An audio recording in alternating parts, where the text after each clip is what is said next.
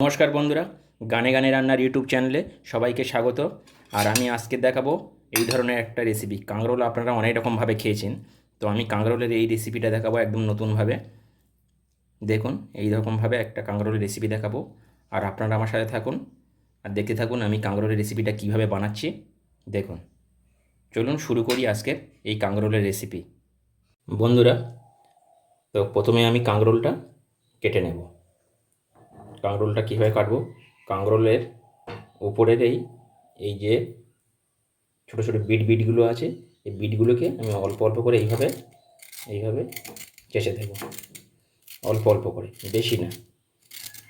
এইভাবে এই বিটগুলোকে আমি চেঁচে নেব, যাতে ওপরের বিটটা না থাকে। এইভাবে সবগুলোকে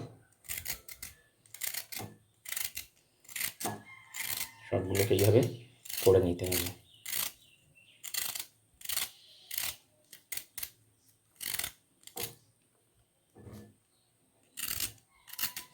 আপনারা চাইলে নাও নিতে পারেন, এইভাবে করতে পারেন, রেসিপিটা এইভাবে বানাতে পারেন। মানে এই বিটগুলো তোলার কোনো প্রয়োজন নেই, কিন্তু আমি তুললে ভালো লাগে দেখতে। এইভাবে চেঁচে নিলাম আমি।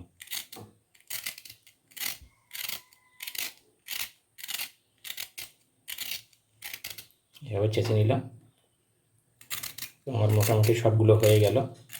হালকা হালকা করে এইভাবে, পুরো না, হালকা হালকাভাবে এইভাবে চেঁচে নিলাম। হয়ে গেছে।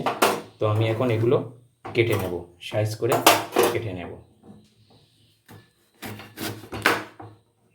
এইভাবে ছোট ছোট করে কাটবো, এইভাবে।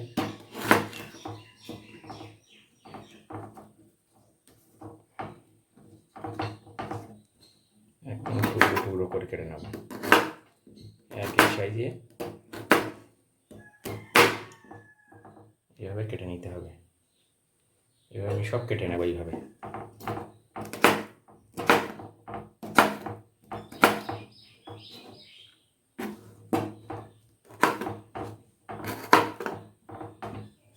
একদম নতুন রেসিপি, নিরামিষ রেসিপি। আপনারা আমার সাথে থাকুন আর দেখুন আমি কীভাবে বানাচ্ছি।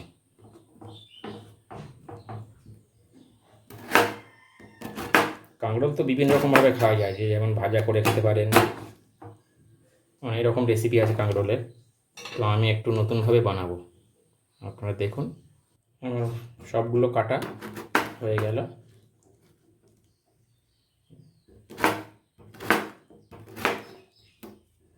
এইভাবে সবগুলো কেটে নিলাম। শুরু করি এখন রান্নাটা। কিছু মশলা আমি পেস্ট করে নেবো এখানে।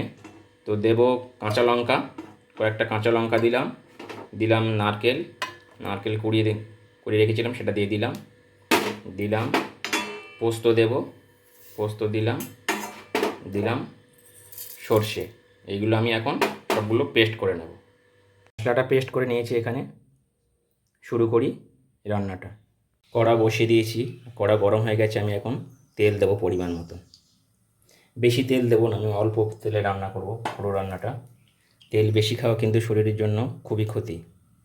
যত সম্ভব আমি কম তেল দিয়ে রান্না করার চেষ্টা করি।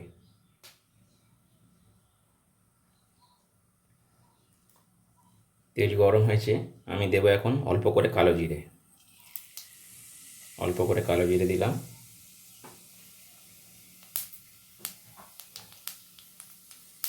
দেওয়ার পরে আমি কেটে রাখা কাঁকরোলগুলো দিয়ে দেবো।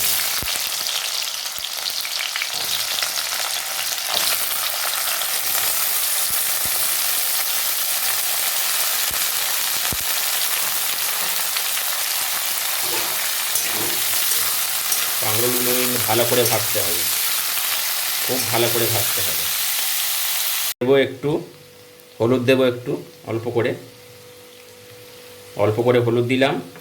আর লবণ তো ওখানে দেওয়া আছে, মশলা পেস্ট করার সময় লবণ দিয়েছি, তাও আমি অল্প করে দিলাম। দিয়ে একটু নাড়াচাড়া করে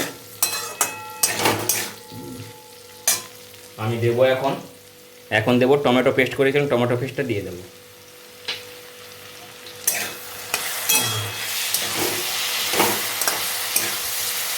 দিয়ে নাড়তে থাকবো বেশ কিছুক্ষণ।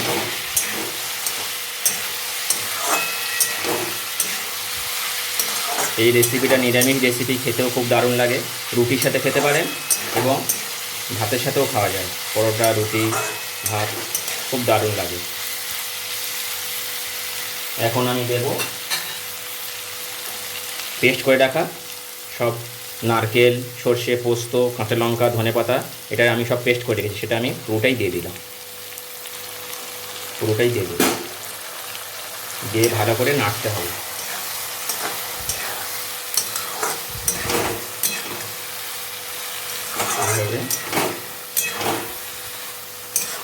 এই নাড়তে নাড়তে মোটামুটি সিদ্ধ হয়ে যাবে আমার। এটা তো ভাজতে ভাজতে সিদ্ধ হয়েই যায়। আর এখন এই মশলাটা যতক্ষণ হবে ততক্ষণেই ব্যাস রান্নাটা কমপ্লিট হয়ে যাবে। এই কালারটাও একটা দারুণ আসে আর খেতে খুব টেস্টফুল হয়। এখন আমি হতে দেবো এটা 5-7 মিনিটের মতো। দেখুন এইরকমই হয়েছে, এইরকমই হয়েছে। এখন আমি নামিয়ে দেবো। আমার রান্নাটা পুরো রেডি, সিদ্ধ হয়ে গেছে, একদম সিদ্ধ হয়ে গেছে, একদম রেডি আমার রান্না। আমি এখন নামিয়ে নেব। আর আমার রেসিপিগুলো যদি ভালো লাগে আপনাদের, প্লিজ আমার চ্যানেলটা সাবস্ক্রাইব করবেন, একটা লাইক, কমেন্ট এবং শেয়ার করতে ভুলবেন না।